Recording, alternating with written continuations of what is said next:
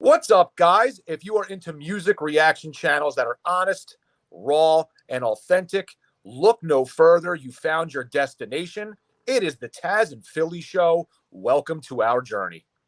And make sure that you subscribe below and enjoy the show.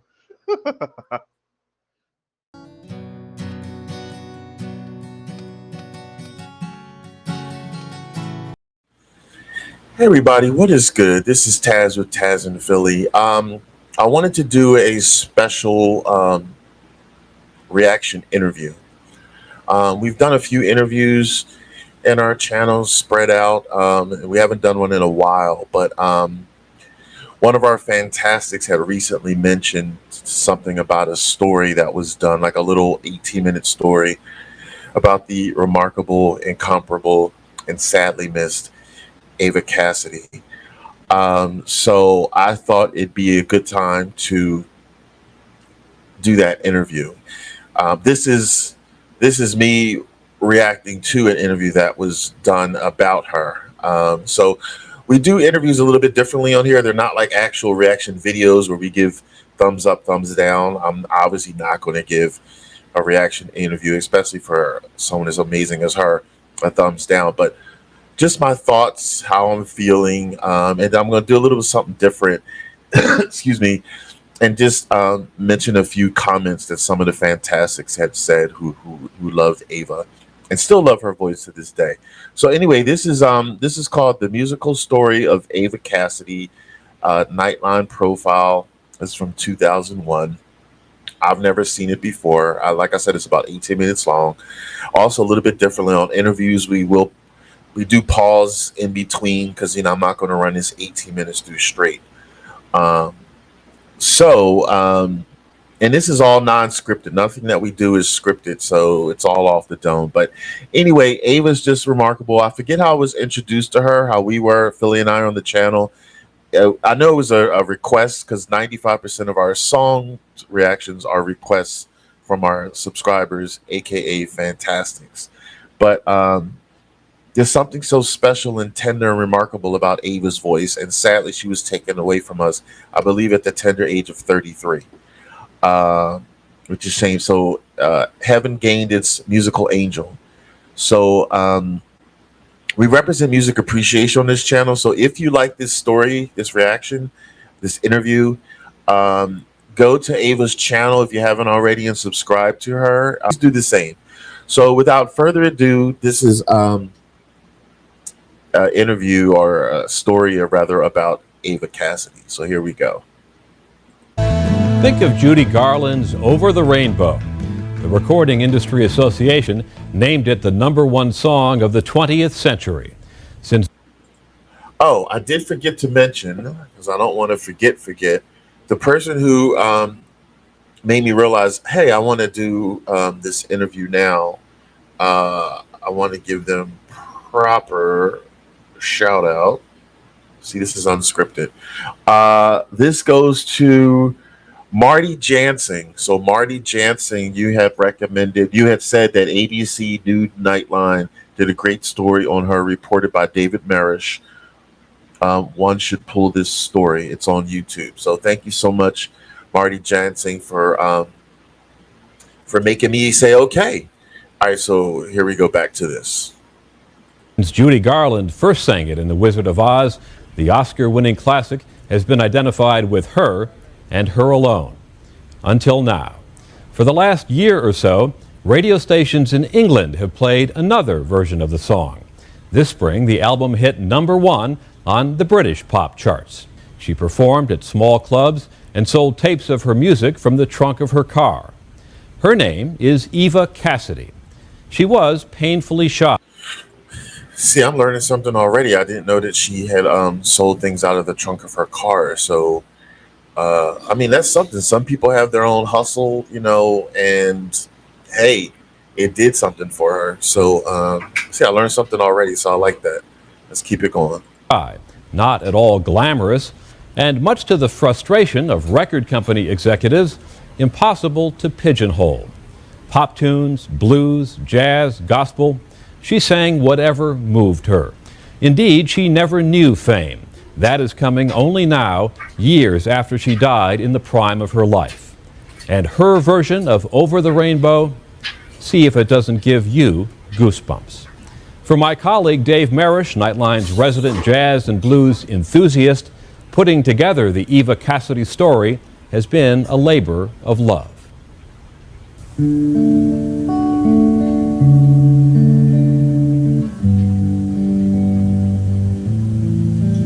I see trees that are green, red roses too. I watch them bloom for me and you, and I think to myself, what a wonderful world.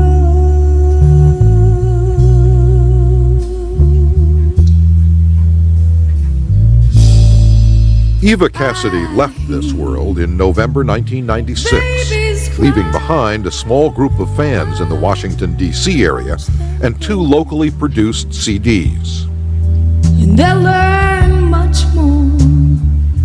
Beyond those narrow boundaries, though, when the singer died at the age of 33, her name was all but unknown, her music all but unheard.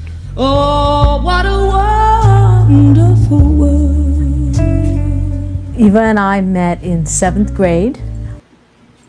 I just had to stop it for a minute there. I mean, I'm getting a little goosebumps and feelings inside. Like, it's just a shame that she passed away at such a young age of 33, and that they had said she had like a small amount of music and stuff that was really unheard of. So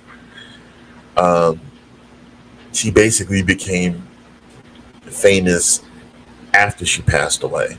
And it's a shame she wasn't around to be able to enjoy the beauty of her voice. What I love about it too is, there's all different types of singers out there. Not every great song has to be belted out. I mean, don't get me wrong. I love a lot of the great singers who can belt out their voices, like Beyonce and Shaka Khan and Aretha Franklin, rest in peace. They were able to belt it out. But there's also the singers who have those really nice, pure, innocent, soft-spoken voices that also are impactful, and they move you in a certain way. How they sing, it pierces into your heart, into your soul. So the short times that I reacted to Eva, I think I reacted to a total of 2 songs of hers. It was all at the same venue, I believe, which wasn't that lit up, very dark, black and white. So seeing these pictures at the beginning of this interview that's done, this story of her brightening color, like still shots, was really cool to see, like to see her smiling and stuff like that. So it was really saddening that she's gone so soon. So I just wanted to mention that. So let me bring it back. We were seated next to each other, luckily. There's no hiding place from Ever since I could remember her, she loved jazz and blues. people get ready. There's a train a-coming. Jazz, blues, folk, rock, and gospel were all major sources of Eva Cassidy's repertoire.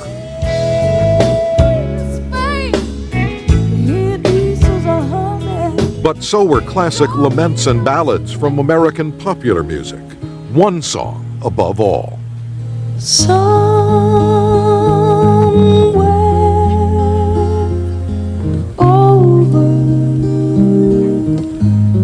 the rainbow way, the pine.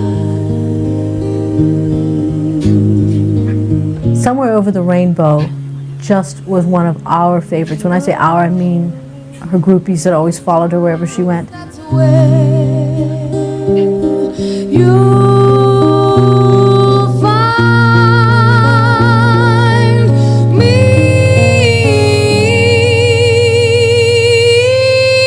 She would nail those notes. She sang it so beautifully. There were always tears in the eyes of the audience. The rainbow. So it was to be, almost 2 years after her death. In a country an ocean away from her home, that Over the Rainbow moved Eva Cassidy from obscurity to the spotlight. A friend of mine brought the record to me in the office. Paul Walters is a producer for a popular morning show on the BBC's Radio 2. I thought, oh, fine, okay, put it in the pile. I'll get to it later. And he said, no, I'd like you to listen to it now. So I had a listen to it, and I was absolutely stunned. Suddenly there was a song that had a voice that stood out a million miles above all the rest. Stopped me in my tracks. I thought, I've got to play this. We've got to have this in the programme. It's the wonderful Eva Cassidy, and Paulie Walters gets a great deal of the credit. I just want to stop it there. Let me do something different. I just want to read a few comments of people that are wrote about Eva Cassidy. These are some fantastics from responding to one of the reactions that we've done of her actual song. So one had mentioned Plaid Paisley 5918 had said this was filmed, that little part where it just showed there where it was black and white and you only saw like her headshot, that was actually the video that I had reacted to. So they said that was filmed January of 96, and in the summer of that year she discovered she had cancer and passed on November 2nd of 96. So in just a span of 11 months. So it's just so saddening. Excuse me. And then Katie Houston 6211 had wrote, she was incredible. I can't even imagine the goosebumps that would be involved for those that were fortunate enough to see her perform that live. Knowing the journey she faces, I read a depth of precognition in her eyes, a sadness and awareness and release that is reflected in voice and expression. Love, love, love her. So very powerful indeed. Thank you both for commenting on that. It's just, I don't understand it. I'll never understand it when people are taken away from us in younger years. In a perfect world, if good people could all live the full trajectory of life to like elderly age when there's nothing else that they can do, and then maybe then they can be taken from us. But when they're taken so early, I just don't understand it.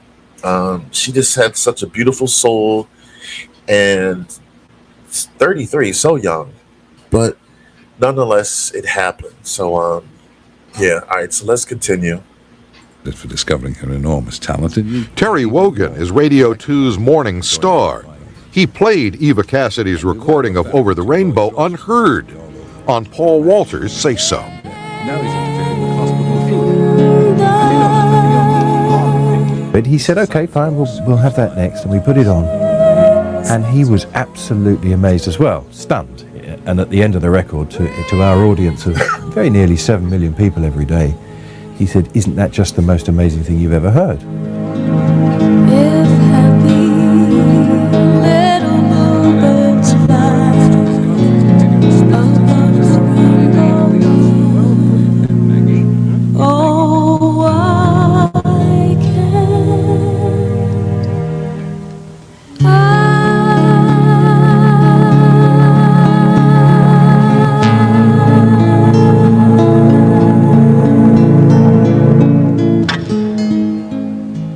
The first time I heard Eva Cassidy was, like a lot of people in this country, I think, through the Terry Wogan show on Radio 2. The best in pop and rock from the last... Mark Hagan produces BBC Television's weekly music show, Top of the Pops 2. Heard the record, loved it, got the record. I thought, this would be a fabulous person to show on television. Unfortunately, Hagan thought, there is no videotape of Eva.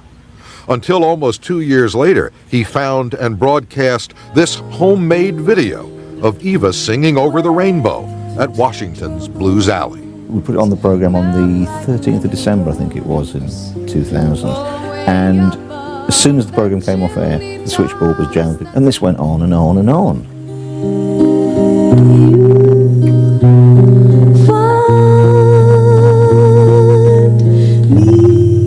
6 weeks later, I was still getting calls. I thought, well, perhaps I should show it again. I wish upon a star. So I put it on Top of the Pops 2 again, the same reaction again, but even more so. and that's still going on today. This spring, Eva Cassidy's CD Songbird with Over the Rainbow on it was the #1 selling popular album in the United Kingdom. For several weeks, Eva had as many as 5 CDs listed in the British Top 150 for pop albums, an achievement of Beatles or Rolling Stones proportions. As her rediscovery has bounced back to the American side of the Atlantic, CD sales here have taken off. Songbird has passed 200,000, and Eva's total U.S. CD sales are close to 500,000. She was afraid then what fame would do to her. She was really kind of afraid of it. And I have to kind of laugh because this is the way I think Eva would have loved it. Everybody else does the talking for her. All she does is sing. Cooking with the big gas flame. Hey! Thank you, Marion. It's true. Eva was afraid. I really like what she just said. Like, everybody does the talking for you. You just sing. So, because I know there's a lot of shy singers out there, or like she had just mentioned, like, they're afraid of, what fame may do for them and stuff like that. Not everybody likes that limelight or whatever, but I do believe that if somebody is great at their craft, and especially if they have songs that move you in some type of way, that they deserve some type of accolades. So, again, it's a shame that she wasn't able to appreciate her vocal gift and just her overall presence while she was still with us. But I really like what they just said about, they think that she would have actually liked this. You handle all the behind the scenes or whatever, and spread my name and voice out there. I'll just keep doing what I do and love, is sing, because music moves so many people in different ways. So that was really, really beautiful. So let's keep it going. Afraid to get on stage, and she knew she needed to improve her ability, her shyness, her assertiveness, her stage presence, and she knew she needed to do some solo gigs. People get ready, there's a train coming. Eva was soon singing regularly in small clubs, thinking about recording, which is what took her to the studio run by Chris Biondo. And even there, Eva was at first mic shy. She wouldn't come in, and she just kind of stood in the shadows, and I thought there was something wrong with her, that she wasn't, a singer, just somebody was coming by to, try to sing. And she went in and just blew me away right away. Everything she sang from the minute I turned on the mic to when she left was amazing. I went into play. Also left amazed when Chris played Eva's tape was Chuck Brown, a DC legend in go-go and soul music. I hear this beautiful, mellow voice coming out of this tape. It just took me right out from the very beginning. They call it storm. Soon, Chuck and Eva were collaborating, and Chuck says this young white girl was not only inspiring him, but teaching him to sing jazz.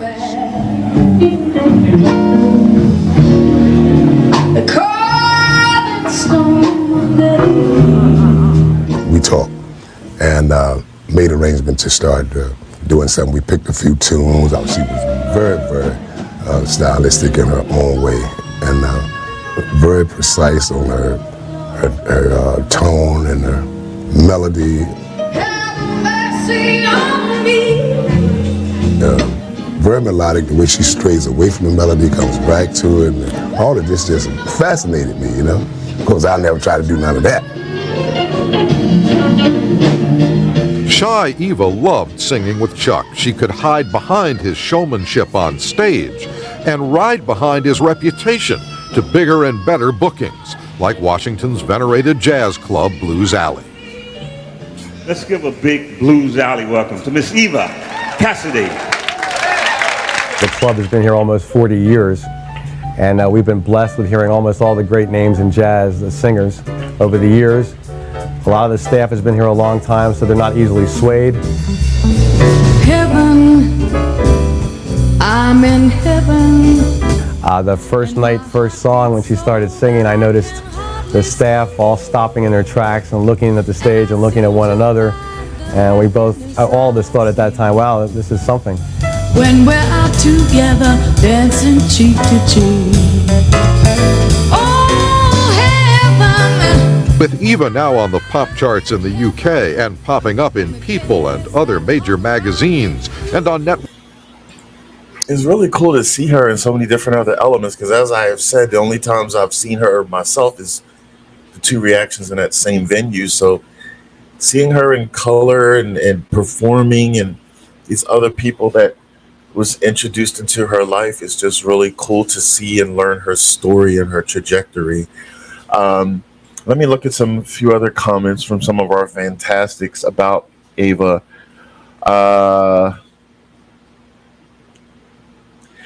Back to that reaction that I had done with her in that venue, someone had said Eva didn't like this performance because of the cold. Perfectionist that she was and wanted it cut from the live recording, her band was strongly unanimous and insisting it stays in. Said, and they wrote, "Thank you, band." And this is from Mickey Baker 6907. You had said that, so thank you so much. Excuse me. And let's see. And then from Robin Cochran 7369, you had wrote, "Judy's version is of course iconic, but Ava's version takes it on a whole new dimension. Her vocals are a source of beauty and serenity when I need to escape the noise in the world today. I like your style, gentlemen. Thank you. Just subscribe. Thank you again. Keep up the good work. Along with the requests of those commenting here, I will add Ava's rendition of People Get Ready." So thank you so much for your kind words. We really, really appreciate that. And I will put People Get Ready on the list that we have of all song suggestions of anybody. So yeah, thank you. All right, so let's get back to the rest of this story and see what else we learned from Eva Cassidy. Network TV in the States. Ralph Camilli remembers the girl with no stage patter, no stage presence, who dressed like she was going for a hike. I'm sure if she were alive and having this notoriety now, we'd be joking right here at this table about how she would be driving the execs crazy about, move a little more, Eva. Why don't you wear this, Eva? I mean, she wasn't that way and wouldn't have been that way, and I don't know that they would have known what to make of her. Among the fields of barley, you can tell the sun in his jealous sky. When we walked in fields of gold. So I say, you listen to the music, you look at the pictures, you get the feeling of just, lighter than air and more delicate than chiffon, not the complete picture. Just the opposite. She was tough, very tough. Tough in her mind and tough in her body. She worked for years at a nursery and was extraordinarily strong. Will you stay with me? Eva applied all that toughness and all that stubbornness when it came to selecting her song list, says her pianist, Lenny Williams. I know she had to emotionally connect with the lyrics to sing the song. That was a prerequisite. I mean, she had to like it musically, but a lot of times the message of the song, the lyrics, was the make or break thing. If she didn't really connect with it, she wasn't going to do it. That Eva enjoyed and insisted on singing jazz and pop, folk, and gospel. I like that he said that part, because even though they said she was very shy, she stood her ground. And that makes you appreciate someone more, because some people don't want to lose that authenticity, I guess you would say, that they have. And with her voice being the way it is, and in the way she exudes the emotion, I understand how she wouldn't want to sing something that just doesn't move her in some way, because it would be almost having a facade. You're just singing the words, but you're not feeling it. So mad respect for her for taking a stand, Because, you know, you would think somebody who's shy would be shy away from everything. But I guess when it came to her music, I'm like, nope. So that's good. There's nothing wrong with that. You know, especially, again, if you're somebody that sings from the heart, not just from the vocal cords, but from the heart, you may want to say no to things. So bravo for that. Let's keep it going. Gospel songs drove record companies crazy.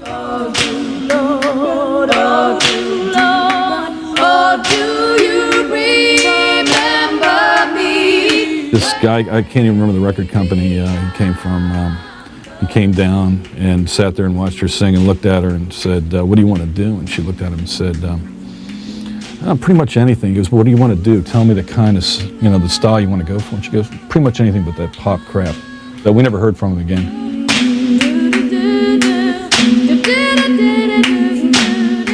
One record company guy who kept coming back was Bruce Lundvall, the head of the top jazz label, Blue Note.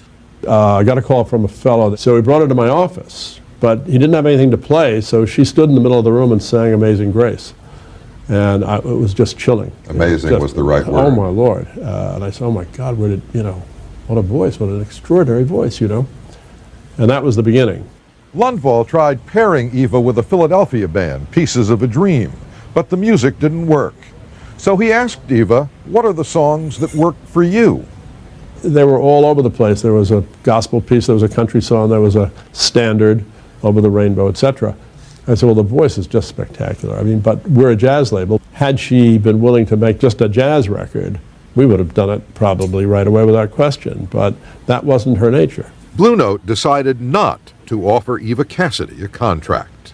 That I made a mistake, and a serious one, because she was a great, great talent. Lundvall had little time to realize his error. In the spring of 1996, just months after her Blues Alley date had been turned into a CD, Eva started walking with a cane because of persistent pain in her hip. The cause was cancer. She was given just months to live. Bruce Lundvall heard the bad news and called. Her mom let me speak to her.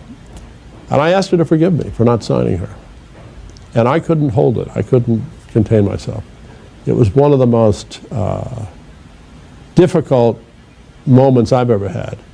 And she said, no, it's okay. You know, we were together. Eva's friends threw a benefit for her at a club called the Bayou. Her parents, Barbara and Hugh, remember Eva rising to the occasion. She saw all these people and, you know, they had come out to see her, and she was just totally amazed that they would all show up, you know, all of her good friends, and so many people donated their services and their talents. And then the honoree moved to the microphone. Well, she made her way up on stage, had some help getting up onto a stool, picked up her guitar, looked out at the people in the audience. The love was all love. Of course, everybody's crying. She announced that she had just taken a huge dose of morphine so she could handle this. It's the last time she sang in public. And what did she sing? I see trees that are green. There she was performing and singing It's a Wonderful World, and there wasn't a dry eye in this place. It was just really incredible. For me and you, and I think to myself, what a wonderful world.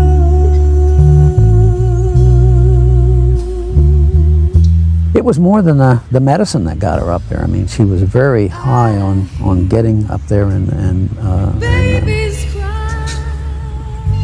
doing the tete-a-tete with the audience and singing that song. But they're really saying, I love you. 6 weeks later, she was dead.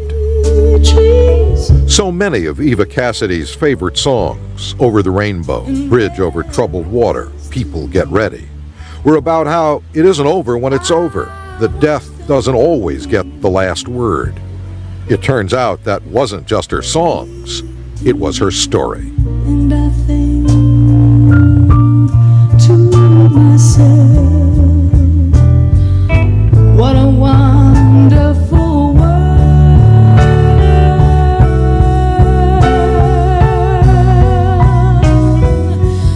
What a wonderful world. I'm Dave Marish for Nightline in Washington.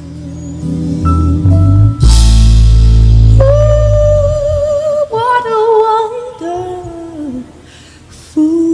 world.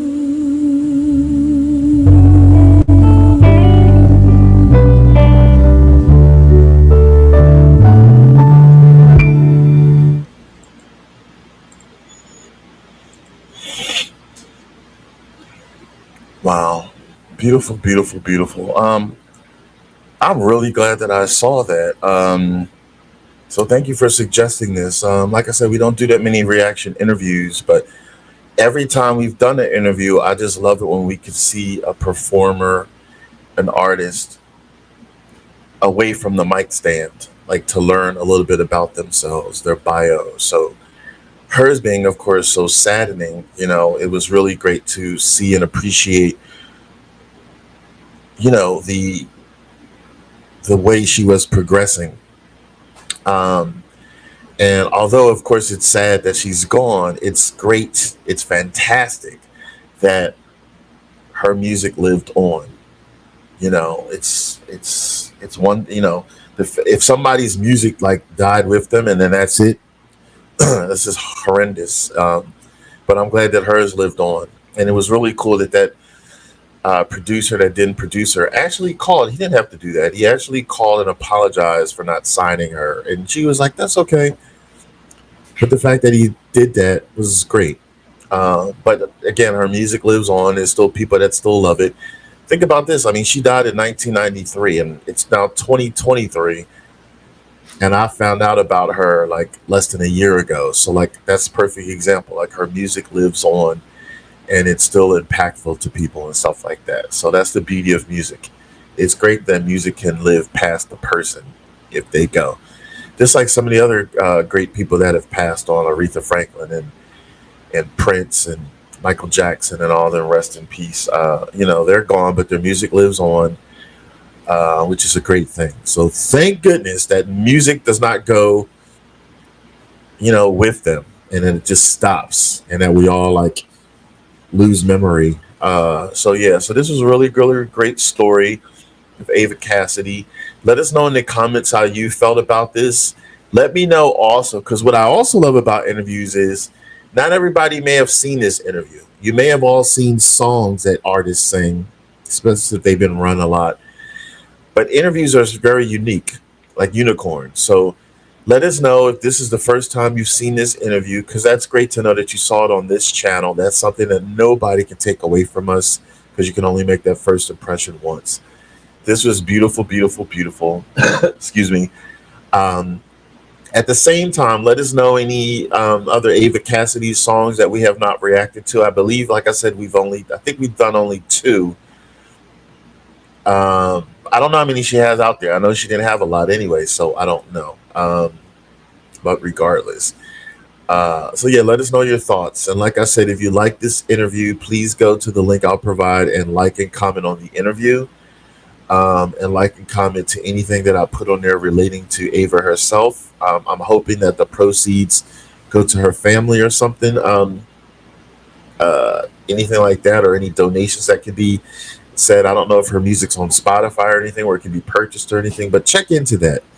I'm going to check into it too. We've already, you know, supported her and stuff and spreading her through this music channel, but I'm going to see if her music is like sold on Spotify or whatever. So we practice what we preach. So loved it, loved it, loved it. In any event, and excuse this technical difficulties, this ish started happening as I'm recording, and this is just too great to start from scratch, because as I said, we do everything unscripted, so I won't even remember the exact words I said. So we keep it real and authentic. So this is realism-ish happening as I'm recording. If you see any flickering, that is. So in any event, this is Tazzz with Tazzz in Philly. There's no ass or pass. It was just a great thing to see and react to how I felt about what I've saw. So I want you to take it easy and keep it breezy.